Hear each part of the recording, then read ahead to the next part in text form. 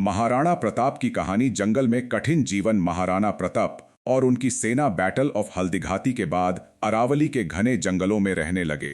राजा होने के बावजूद उनका जीवन बहुत कठिन हो गया था। कभी खाने को पर्याप्त अनाज नहीं होता था, कभी कई दिन भूखे रहना पड़ता था। रानी और बच्चे भी उसी कठिन जीवन को सह रहे थे। एक दिन महाराणा प्रताप की बेटी बहुत भूखी थी।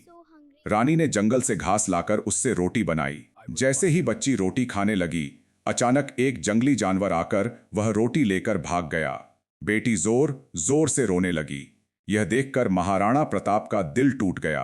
उन्होंने सोचा, क्या मैं अपने परिवार को भी सुख नहीं दे सकता? मन में उठता समझौते का विचार। उस रात महाराणा प्रताप बहुत देर तक जागते रहे।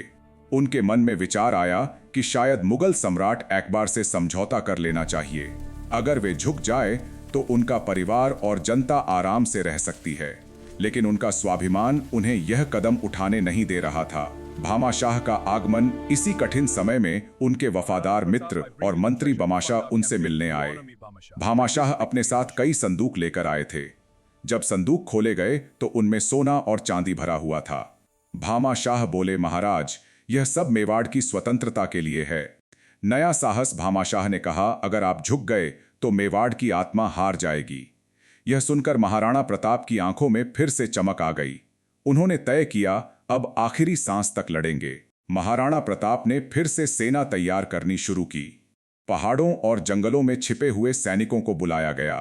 नए योद्धाओं को प्रशिक्षण दिया गया।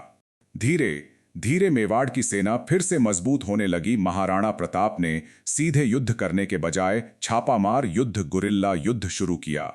रात के समय मुगल चौकियों पर हमला होता। दुश्मन समझ ही नहीं पाता कि हमला कहां से आया। इससे मुगल सेना परेशान होने लगी। धीरे धीरे महाराणा प्रताप ने कई किले वापस जीत लिए। मेवाड़ के पहाड़ी इलाके फिर से उनके नियंत्रण में आने लगे। लोगों, कुछ वर्षों की लगातार लड़ाई के बाद मेवाड़ का बड़ा हिस्सा फिर से स्वतंत्र हो गया। लोग खुश थे क्योंकि उनका राजा कभी झुका नहीं। आखिरकार इतिहास ने साबित किया कि महाराणा प्रताप केवल एक राजा नहीं थे, वह स्वाभिमान, साहस और स्वतंत्रता के प्रतीक बन गए। आज भी भारत में उनका नाम सम्मान से लिया जाता है।